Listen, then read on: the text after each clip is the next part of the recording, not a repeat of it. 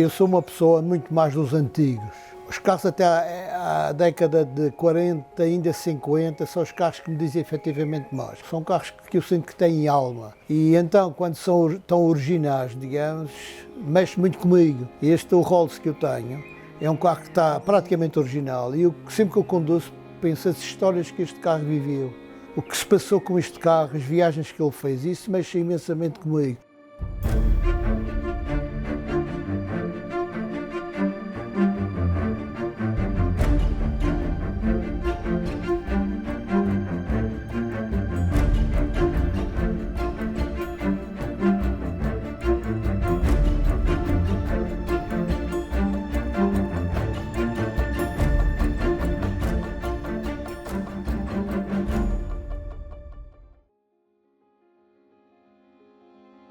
O meu nome é Ricardo Velosa, tenho 75 anos, sou escultor de formação. Uma das minhas grandes paixões são os automóveis antigos. A paixão para o automóvel, eu sempre digo que é desde sempre. No fundo, como qualquer rapaz, o rapaz muito novo. Eram os Inquitos, os Corgitos e tinha a minha coleção, como qualquer miúdo, mas sempre foi uma paixão. Depois, quando fui fazer o serviço militar, nessa altura já tinha um carro que fiz a tropa num TR4. Na altura era um carro praticamente recente. Quando vejo um TR4, acho piada porque para mim foi um carro recente, hoje em dia já é um carro um clássico de coleção, antigo para muita gente, a malta nova. Mas no fundo é uma paixão que eu tenho desde sempre. O que é interessante é que o meu pai era um colecionador de arte e nunca teve qualquer tipo de interesse pelos automóveis. Inclusivamente há uma história interessante que eu tenho, que era um amigo do meu pai, o Sr. Rui Dias, que vivia em Inglaterra e que veio para a Madeira e trouxe um 300 SL, um Galoing. Eu era um rapaz novo, tinha acabado de fazer tropa e tinha um Volkswagen. E um dia o Rui Dias disse, o teu pai está bom e tal e coisa. E um dia encontrou o meu pai e disse, pá, compra um carro ao rapaz, que ele anda sempre à volta do carro a olhar para o carro. E o meu pai disse, Deus me livre de dar uma porcaria daquelas, que era um 300 SL Galoing. Esse carro depois foi vendido para o continente e depois saí para Londres outra vez. Portanto, vejam lá as histórias que acontecem. Um 300 SL Galoing que ia ser vendido por 60 contos na altura. Nunca comprei um automóvel por comprar, pelo menos nos últimos anos. Eu fiz a minha vida durante anos, a época era outra, a gasolina não tinha o custo que tem hoje em dia. Fiz a minha vida num Rover, por exemplo. Depois tive um Triumph Stag V8 que fazia a minha vida normal. Eu dava aulas e ia com V8, que era uma coisa hoje em dia impensável.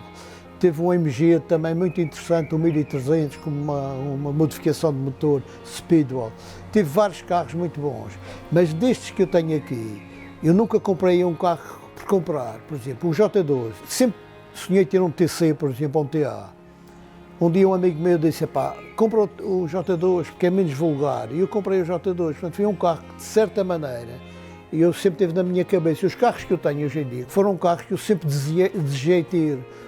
É um carro que penso que toda a gente sonha em ter um Jaguar, é um dia. O 120 também é um carro eterno que as pessoas gostam. E eu sempre sonhei ter estes carros, portanto nunca fui comprado assim de uma maneira aleatória. Talvez o único que aconteceu foi o Amilcar. Foi um carro que eu comprei num Rally Pedras del Rei, a um senhor francês, um amigo Caillou, que me disse, eu andava sempre atrás dos Bugattis, porque é o meu carro de sonho, o Bugatti. E ele disse, pá, eu vou-te arranjar um carro para a Madeira melhor do que este. Claro que não é nada melhor do que um Bugatti, e vende o meu carro. Tempos depois estou aqui na Madeira e aparece-me o Amilcar. Fui talvez o único carro que me veio bater à mão, por acaso. De resto, dos carros que eu tenho, há sempre um certo critério na aquisição dos carros. Este carro agrada muito porque é um carro de pequena dimensão, é muito rápido, é um carro de uma resistência brutal. Eu tenho este carro há anos e anos e anos. Cheguei a fazer 4 Pedras del Rei com ele, mas sempre a andar e bem. Fiz várias provas aqui na Madeira com ele, ainda hoje em dia eu uso. Muitas vezes vou passar fins de semana sempre às partes altas da Madeira com o carro, sem qualquer problema. É um carro, mecanicamente, tem um motor muito evoluído, muito mais evoluído do que os T6 e os TAs. É um motor já, quem conhece o mínimo mecânico entende. Este carro tem um motor fantástico, muito bem concebido. E para além disso, que é o que talvez me desinteresse, esteticamente acho que é um carro quase perfeito. É muito bem desenhado, todo ele, muito bem equilibrado a nível de desenho. É o que me agrada neste carro. O Rolls Royce foi um sonho que eu sempre tive, foi ter um Rolls Royce. É evidente que eu queria um Rolls Royce que tivesse uma dimensão capaz, à escala da Madeira, porque nós temos uma escala própria. É evidente que um Phantom não é uma coisa de sonho, mas para já os preços são impraticáveis. E depois são carros enormes. Este carro apareceu, estava na mão de um amigo meu do continente, e um dia à conversa com ele, estava interessado em vender o carro. Eu tinha um carro que não me interessava assim muito, que era um XK 150, lindíssimo o carro, muito bom, mas tinha um problema, tinha o volante, que para mim era problema, para muita gente não, mas para mim era um problema, tinha o volante do lado direito. E um dia quis-me desfazer do carro, e o valor que me davam pelo carro era ridículo, só pelo facto de ter o volante do lado direito. Eu entrei em contacto com ele, chegámos a um acordo e eu troquei, trouxe-o para Lisboa, o carro não andava. O carro não andava, e para chegar a Lisboa foi um drama. E como estou habituado aos carros, aqui na Madeira é uma realidade, temos que ter os carros mecanicamente muito bons. E eu comecei a apertar com ele quando cheguei à entrada de Lisboa, parti o motor. Aliás, não parti o motor, parti dos pistões, desfizeram-se completamente. Pedi lá um reboque do ACP, o carro foi para a Madeira e junto do clube Rolls em Londres consegui material para o carro. O Jaguar, penso que toda a gente pensa que mais ou menos, e vejo que mesmo malta nova, com mais anos, toda a gente, o sonho é ter um Jaguar é. E eu consegui este carro em Londres, em muito mau estado. O meu filho, que foi buscar a Londres com um amigo, veio de Londres a andar e o carro, quando chegou aqui, era um carro completamente estragado. Deve ter sido um carro que fez provas, estava completamente amolgado, cheio de estanho, e eu tive 5 anos a restaurá-lo. E o carro realmente ficou num estado fantástico, muito bom. É talvez dos carros mais bem restaurados que eu tenho. O 120 é aquela peça também com história, há um certo romantismo à volta do carro, muitas estrelas de cinema o tiveram, a nível de provas fui um ganhador também de provas e eu tenho o carro já há muitos anos, fiz inclusivamente o Londres-Lisboa com ele, tal qual de fábrica. Eu tenho até, inclusivamente, hoje em dia metem travões de disco e outras alterações. Este carro está de fábrica. E quando cheguei a Bilbao, fui feito às vistorias e a vistoria eu vi os Jaguares destes com motores do E, com travões de disco, e quando eu cheguei à vistoria, os ingleses disseram, mas você vai fazer a prova com isto? Eu disse, vou, porque fiz a prova, para já fiz Lisboa a Bilbao em 12 horas, com o meu filho. E depois fiz Bilbao-Lisboa sem qualquer problema, e continuo a fazer. Já fiz 2 Pedras del Rei, parece-me, com ele, e nunca tive problema nenhum. É um carro de sonho também.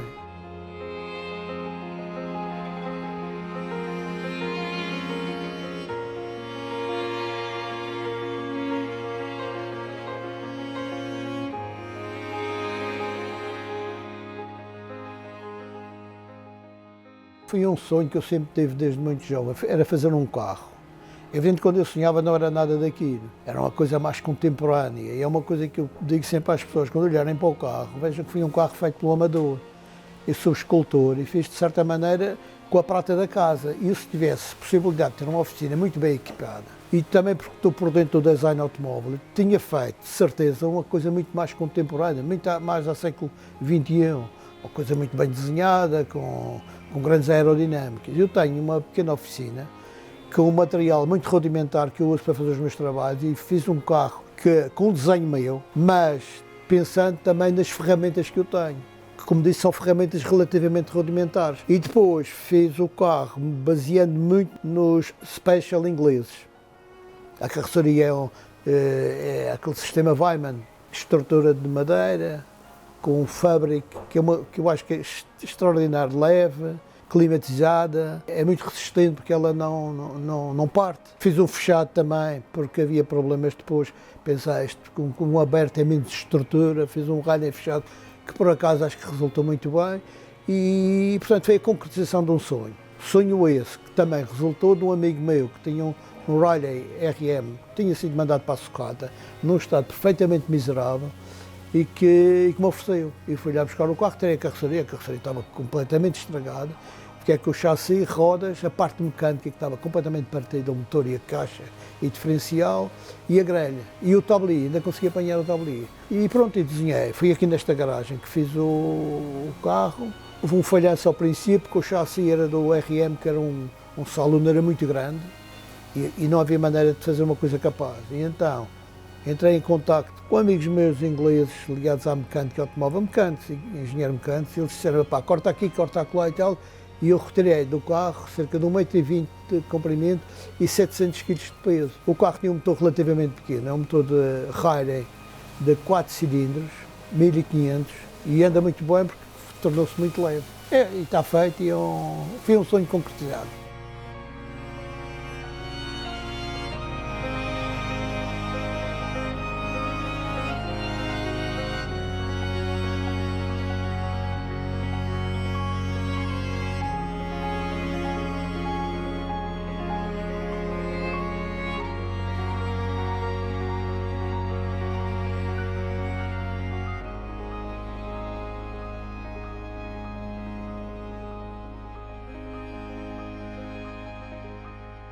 Desde sempre o madeirense teve uma grande paixão por automóveis. No início do século XX, nos inícios, tivemos aqui automóveis fantásticos, muito bons, de grandes marcas. Nós tínhamos aqui uma praça de táxis, uma frota de táxis americanos, mas carros fabulosos, marcas fabulosas, que inclusivamente acontecia isto. Os barcos chegavam ao porto, iam para o táxi, davam uma volta pela ilha, e quando chegava o próprio cliente comprava o táxi, metia no barco e levava. Foi uma sangria brutal. Para além disso, os velhos trocadeiros também fartaram-se de partir e de estragar automóveis e motas espetaculares. Portanto, se me perguntam, eu conheço um pedacinho a história da Madeira, até pela profissão que tenho, se me perguntam por que razão é que o madeirense tem esta... Eu não sei, há qualquer coisa que vive na alma do madeirense. A gente vê os ralis, a volta a ele, é impressionante a quantidade de gente. É uma festa da Madeira, é uma paixão que realmente vive em nós. Temos estradas fabulosas, com subidas e descidas, às vezes a subida é um pouco mais forte, mas que nos dá um prazer enorme. E a Madeira realmente é uma ilha muito bonita. E nós, num simples passeio de carro de uma hora, vemos paisagens fabulosas. Eu digo sempre, quem tem um carro, não falo nos clássicos, é outra coisa, um carro antigo, usa as estradas secundárias, não me vá para as vias rápidas. Por exemplo, eu vivo no Funchal, eu a 10 minutos do centro onde vivo, tenho estradas fabulosas para passear. Agora, há uma coisa que nós temos aqui, que no continente é diferente. Nós temos uma orografia muito complicada. E os carros aqui, para conseguirmos tirar o rendimento deles, têm que estar mecanicamente perfeitos.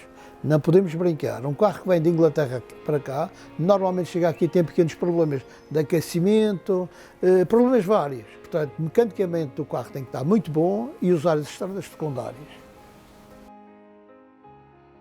Eu digo sempre que hoje em dia não há carros com defeitos, são perfeitos, um carro mesmo barato, dos mais vulgares, dos mais populares, são sempre belíssimas mecânicas, não há defeitos. Há anos atrás não, é isso que diz. Os carros, até alguns deles eram os próprios engenheiros que os concebiam, não havia a imagem do designer. O designer não existia. Quando comecei a dar aulas na universidade a nível das artes, ainda nessa altura não havia, o designer não havia, falava-se assim ao longe no designer, confundia-se com desenho, que não é a mesma coisa como se sabe.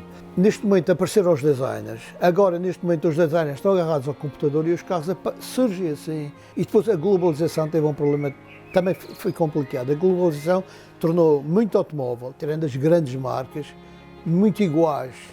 E agora o exemplo é os SUV. Estão muito na moda. Há SUVs aí que, se eu alterar o emblema do carro, funcionam perfeitamente. Não acontecia nos anos 70, eu apanhei ainda uma altura que, por exemplo, eu ia numa autoestrada, olhava pelo retrovisor e via a distância que vinha um Anglia, um Mini, uma outra marca qualquer. Hoje em dia já se confunde um pedaço. É claro que estou a falar das marcas mais normais, quando eu vejo as grandes marcas que estão a passar a distância, mesmo assim, nos carros de grande nível das Lamborghinis e dessas coisas modernas que andam por aí, já há uma certa confusão a nível de linhas. E eu às vezes interrogo, os designers tinham pela obrigação ser mais criativos a nível de desenho automóvel, porque o papel deles é esse. Eles têm que criar objetos funcionais, que é o automóvel, mas ao mesmo tempo que sejam qualquer coisa de especial.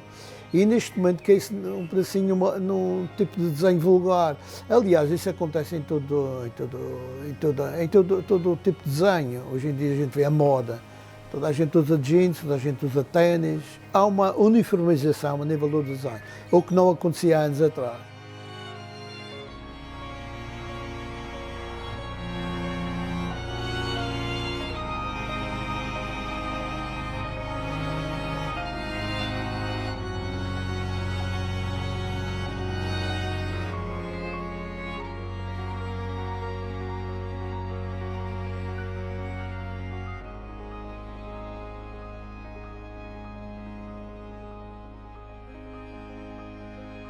Eu digo sempre que sou um acumulador. Eu gosto muito de ter coisas, dá-me prazer, mas não sou colecionador, Deus me livre. Sou uma pessoa que gosta de carros e que fico comprando ao longo dos tempos e que uso os carros com muita frequência. Eu uso os carros e não me dou por mal, porque eu estou com 75 anos e se tivesse metido os carros na garagem para polir, hoje em dia estava com 75 anos e os carros novos na garagem tinham usado os carros.